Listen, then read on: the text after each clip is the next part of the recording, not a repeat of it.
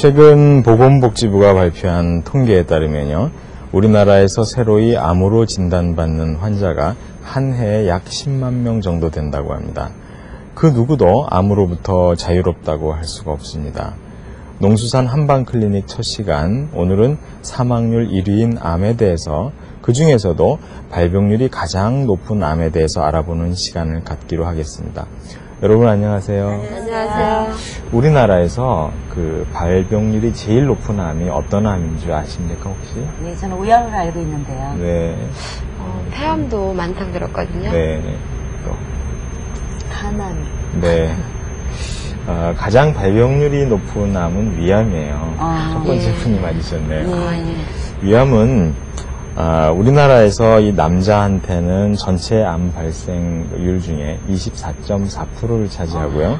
여자분들 중에는 약 16.4%를 차지해요. 남자가 여자보다 더 많죠. 그리고 암 환자 10명 중에 2명은 결국은 위암이라는 얘기입니다. 이 위암은 역시 다른 암과 마찬가지로 발병 원인이 명확하게 밝혀져 있지는 않습니다. 그만큼 복합적인 여러 가지 그 요인이 작용한다고 볼 수 있는데요. 하지만 그 몇 가지 위험 요인에 대한 연구는 많이 돼 있어요. 예를 들어서 짜고 매운 음식을 많이 먹는 우리의 그 음식 습관, 이런 것들은 위 점막을 많이 자극을 하거든요. 그 다음에 불에 태운 고기, 우리나라 사람들 고기를 좋아하시는데 그 숯불에다 이렇게 구워서 또는 이런 그 구운 판에 이렇게 구워서 드시다 보면 이렇게 태운 걸 드시게 되는 경우가 많이 있거든요. 그런 것도 그 위암 발생에 큰 요인이 됩니다. 그 다음에 생선이나 이런 것들도 태워서 드시면은 그런 걸 드시게 되면은 위암을 유발하는 그러한 요인이 돼요. 그 다음에 이제 흡연이라든지 과음 이런 것들도 요인 중에 하나고요. 유전적인 요인도 있습니다. 그리고 우리가 보통 이제 위염의 원인이 되는 헬리코박터 파일로리균이라는 게 있거든요. 그런 위염을 오래 앓으신 분들은 또 위궤양으로 또 발전할 수가 있고요. 또 위궤양이 있는 분들, 오래 앓으신 분들은 또 그 세포들이 이런 그 오래된 자극에 의해서 돌연변이를 일으켜가지고 위암으로 될 수도 있어요. 특히 우리나라 그 남성분들이 위암이 특히 많은 이유는 좀 뭐라고 생각하세요? 왜 여자보다 많을까요? 술을 좀 많이 마시고. 네. 짠 거 매운 걸 많이 먹는. 예. 근데 특히 우리나라 남성분들이 그 음주 문화가 좀 독특하잖아요. 그 폭탄주. 폭탄주가 굉장히 그 위벽을 손상을 시켜요. 그래서 우리나라 사람들이 특히 남자분들이 그 술을 과격하게 드시는 분들은 위염이나 위궤양 증상이 있는데 이런 폭탄주를 많이 드신다든지 하면은 그 위암을 초래할 수 있는 그러한 조건이 될 수 있습니다. 그리고 위암의 이제 증상에 대해서 한번 알아볼까요? 보통 그 위암은요, 초기 증상에는 별다른 증상을 알 수가 없어요. 자각 증세가 별로 없다는 얘기입니다. 특히 이런 그 약 80% 정도 조기 위암인 경우에 80% 정도는 증상이 없어요. 모르는 상태에서 정기검진을 하다가 발견되는 경우가 많습니다. 선생님, 그럼 치료할 방법은 없나요? 네, 방법이 있죠. 우선 그 양방적인 치료법과 한방적인 치료법이 있어요. 이 양방적인 치료법은 일반적으로 수술과 항암제, 방사선 이러한 방법인데요. 이 수술은 사실은 이 완치를 기대할 수 있는 가장 확실한 방법이에요.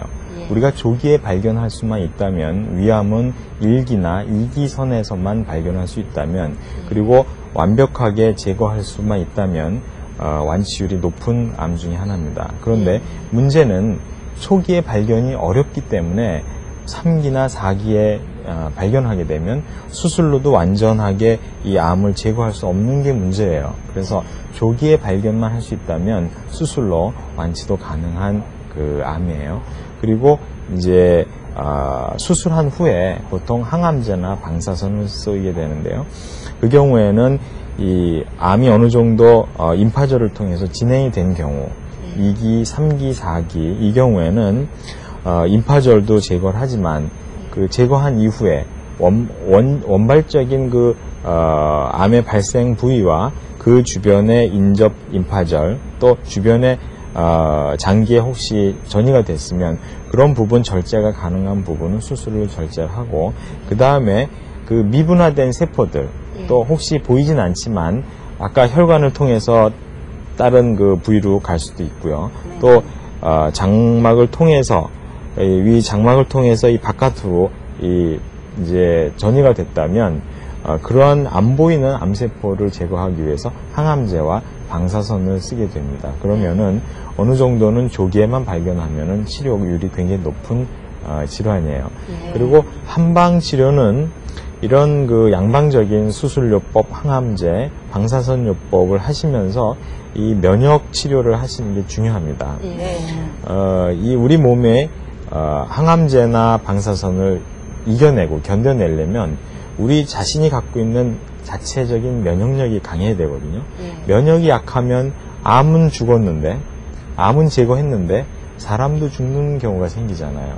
결국은 항암제도 또 방사선도 공격적인 치료이기 때문에 우리 몸이 그 기본적인 체력이 없으면 이겨내기가 힘들어요.